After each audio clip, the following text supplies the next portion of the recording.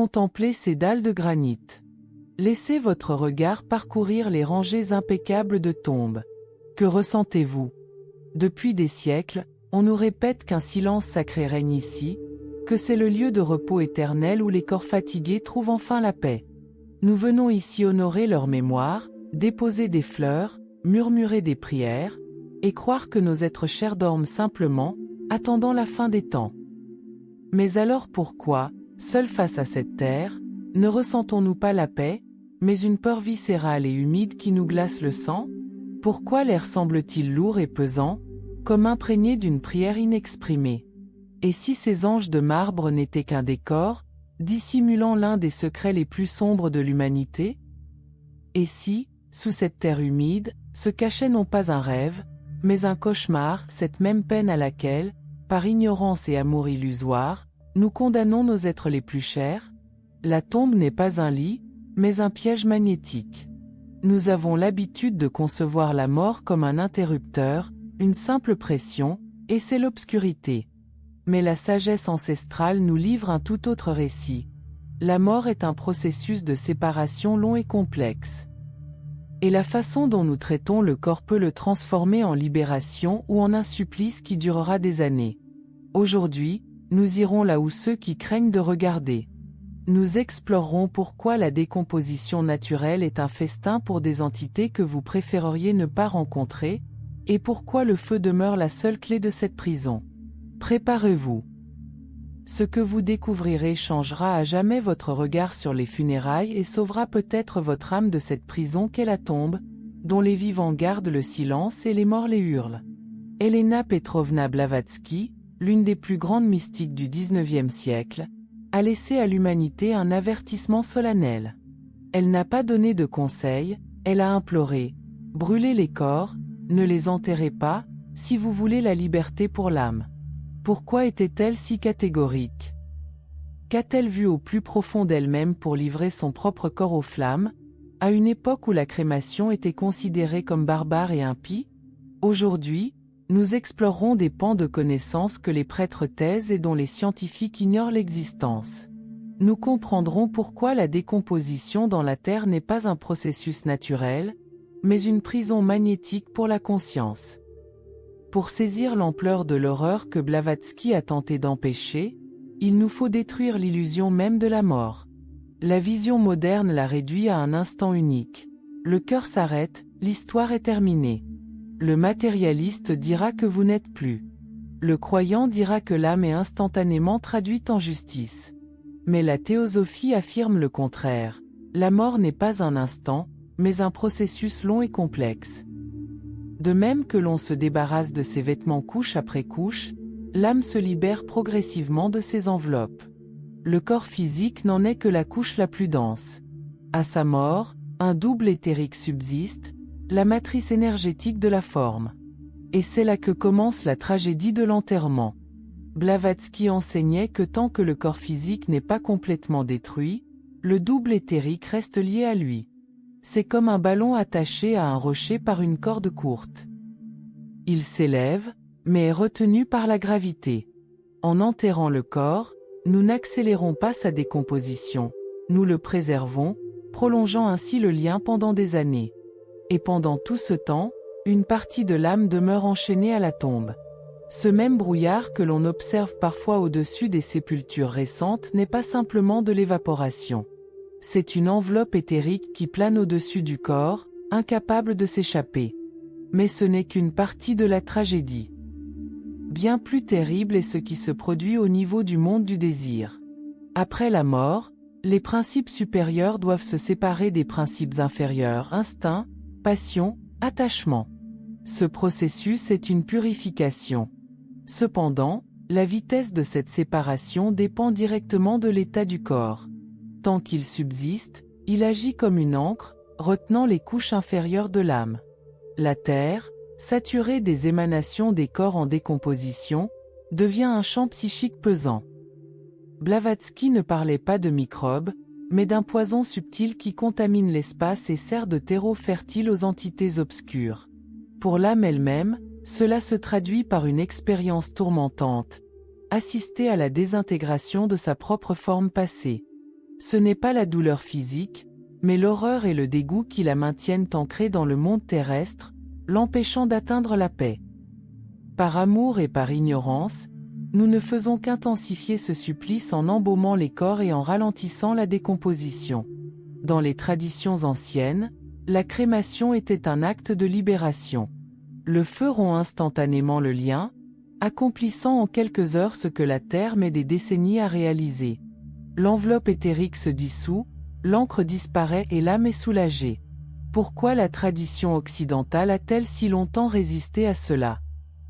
Blavatsky y voyait non seulement une superstition, mais aussi un instrument de contrôle. Tant qu'une personne s'identifie à son corps, elle est facilement manipulable. Mais la théosophie affirme, vous n'êtes pas un corps, mais une étincelle temporairement revêtue de chair. Les vêtements usés ne sont pas conservés, ils sont brûlés, laissant place à des vêtements neufs.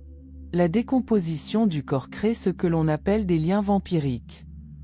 L'énergie vitale résiduelle ne disparaît pas immédiatement et attire des enveloppes errantes, assoiffées de chaleur et de sensations. Elles sont attirées par les vivants, les drainant de leur énergie. C'est pourquoi la visite des cimetières laisse souvent un sentiment de vide. Il ne s'agit pas d'une intention malveillante, mais d'une distorsion. Est la loi de la conservation de l'énergie. Maladie, dépression, pensées obsessionnelles sont les effets secondaires de cette fuite invisible. Le feu demeure le seul élément inviolable.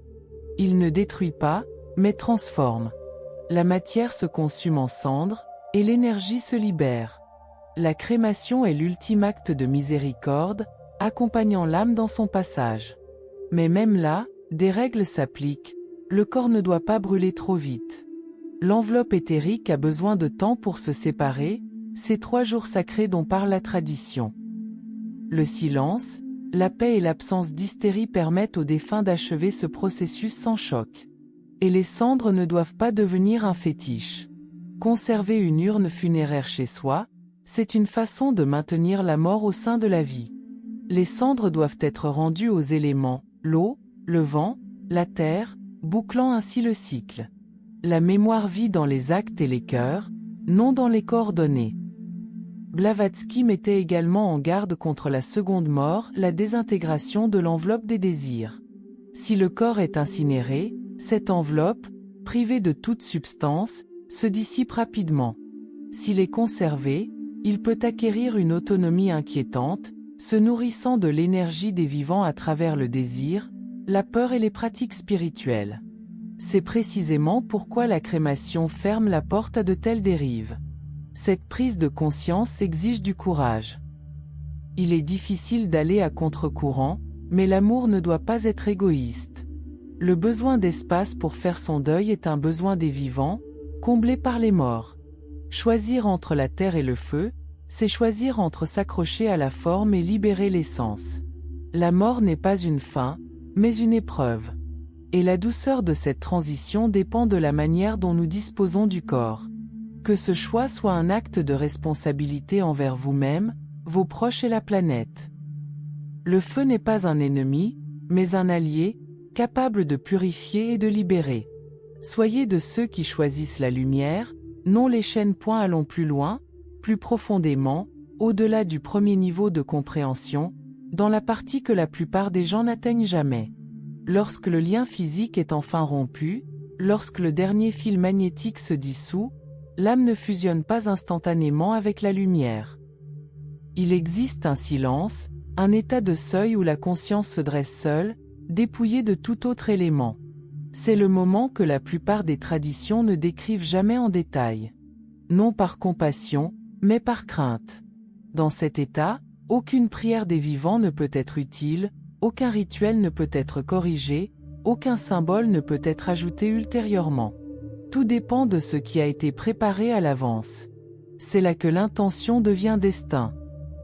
Une âme à qui l'on a appris à s'accrocher à la forme, à la mémoire, aux repères de pierre et aux vestiges préservés, conserve cette habitude. Même sans corps, elle recherche un poids, une orientation, un point d'appui familier. Ces âmes dérivent près des couches denses de l'astral, répétant d'anciens schémas, rejouant des boucles émotionnelles, se nourrissant des échos de leurs vies antérieures. Ce n'est pas une punition, c'est l'inertie. Mais une âme libérée par le feu aborde cet intervalle différemment. Elle a déjà fait l'expérience de la séparation. Elle a déjà ressenti l'absence soudaine de gravité. Pour elle, le seuil n'est pas un silence terrifiant, mais une immense ouverture. Il n'y a pas d'attraction vers le bas, pas de réflexe de se tourner vers la terre. L'élan la porte vers le haut. Cette différence est subtile, mais décisive. Les enseignements anciens la décrivent comme l'angle de départ. Tous ne partent pas selon la même trajectoire. Certains s'élèvent brusquement, d'autres dérivent latéralement, et d'autres encore s'élèvent à peine. La manière dont le corps a été traité agit comme l'ajustement final de cet angle. L'inhumation l'aplatit. Le feu l'élève. Et voici maintenant la partie presque jamais abordée. L'effet collectif. Chaque âme qui reste liée près du bas astral contribue à densifier cette couche. Avec le temps, cela crée des zones entières de stagnation. Ces zones exercent une pression sur le monde vivant. Elles influencent l'humeur, le comportement, voire les cycles historiques. De longues périodes de dépression culturelle, l'obsession du matérialisme, la fixation sur la décomposition et la peur, tout cela, selon la doctrine ésotérique, est amplifié par un attachement post-mortem non résolu. Les civilisations qui incinéraient leurs morts de manière intègre bénéficiaient d'une atmosphère psychique plus légère. La créativité s'épanouissait. L'exploration spirituelle se développait. Les civilisations qui enterraient leurs morts en masse s'entouraient lentement d'un poids invisible. Le progrès devenait pesant. La pensée se rigidifiait. La peur s'institutionnalisait. C'est pourquoi ce sujet n'est pas seulement personnel. Il est planétaire. Le feu n'est pas seulement une libération individuelle. C'est un acte écologique au niveau de la conscience. Il libère l'espace non seulement pour une âme, mais pour les générations futures. Chaque libération amincit légèrement les couches inférieures, facilitant ainsi le passage des autres sans distorsion. C'est pourquoi les anciens initiés considéraient la préparation à la mort comme une discipline de toute une vie.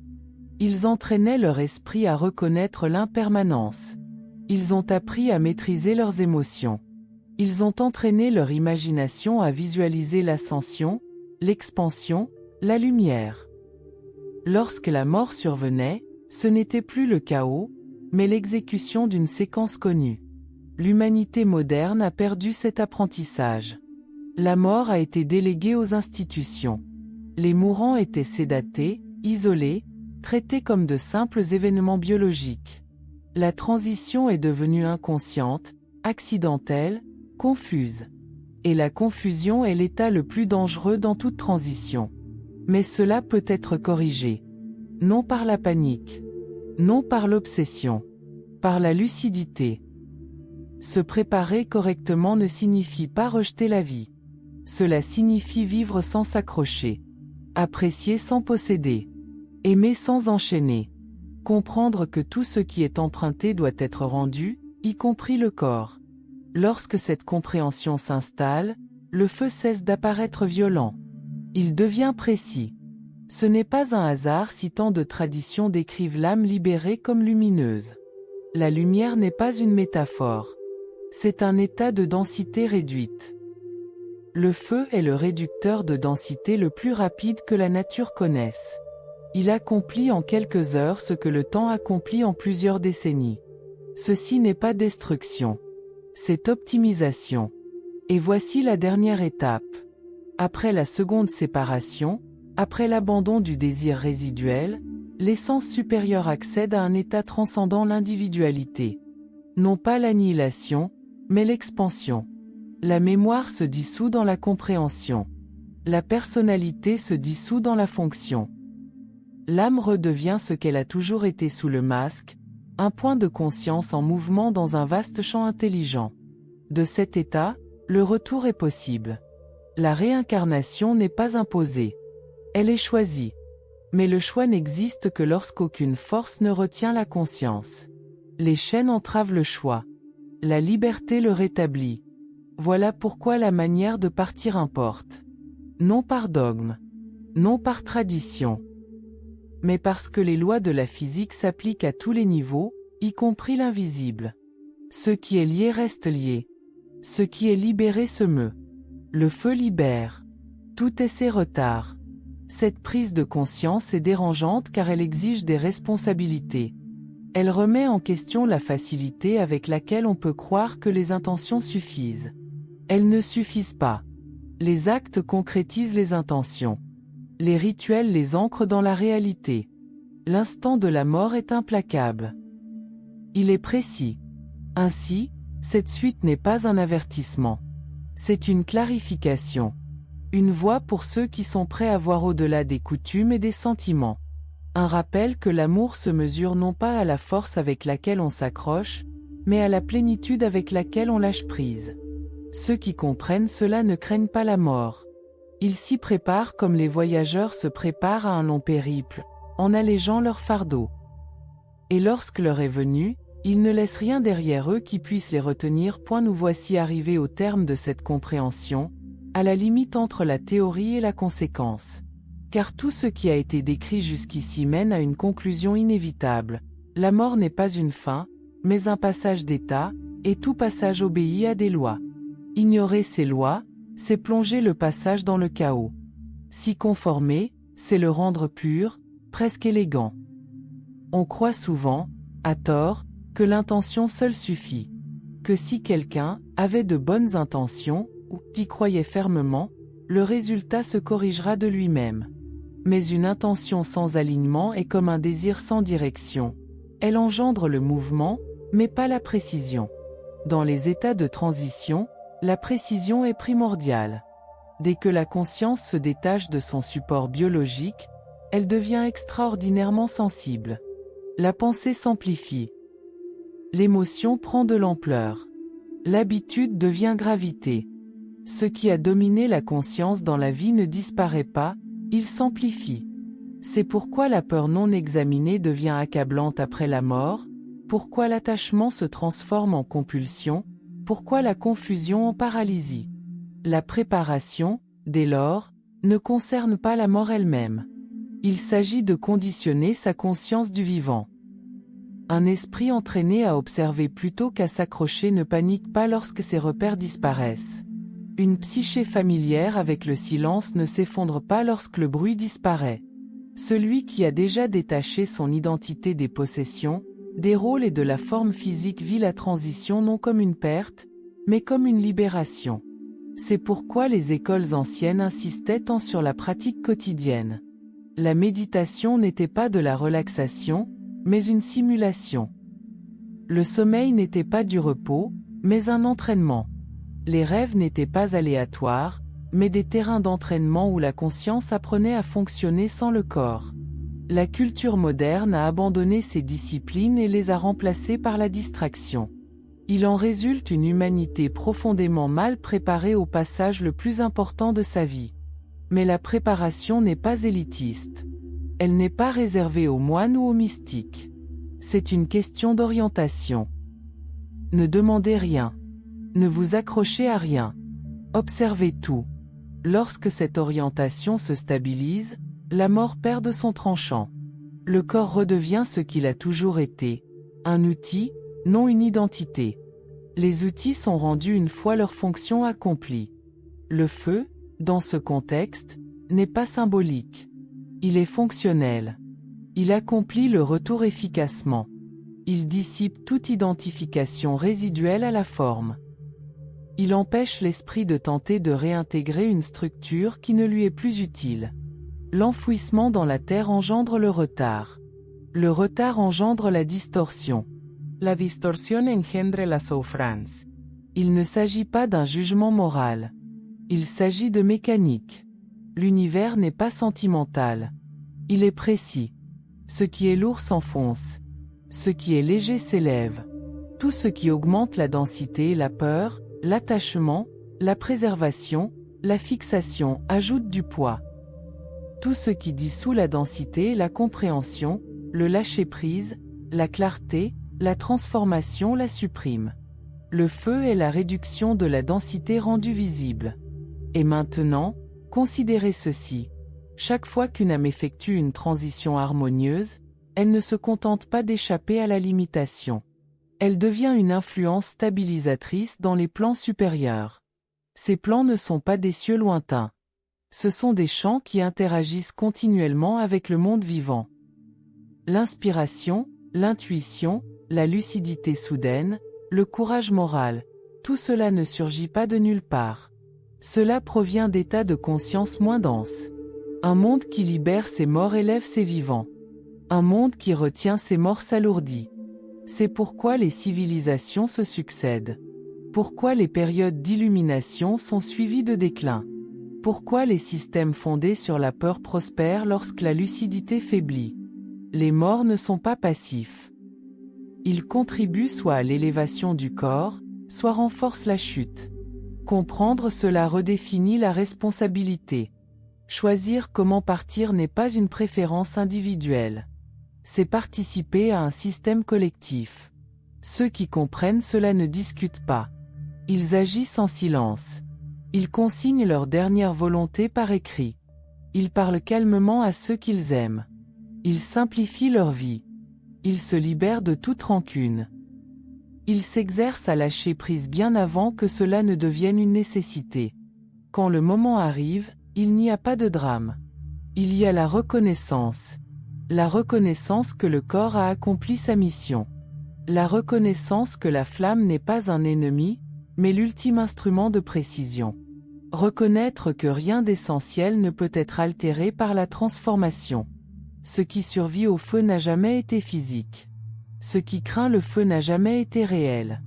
Ainsi, le chemin s'achève de lui-même. Non par la peur.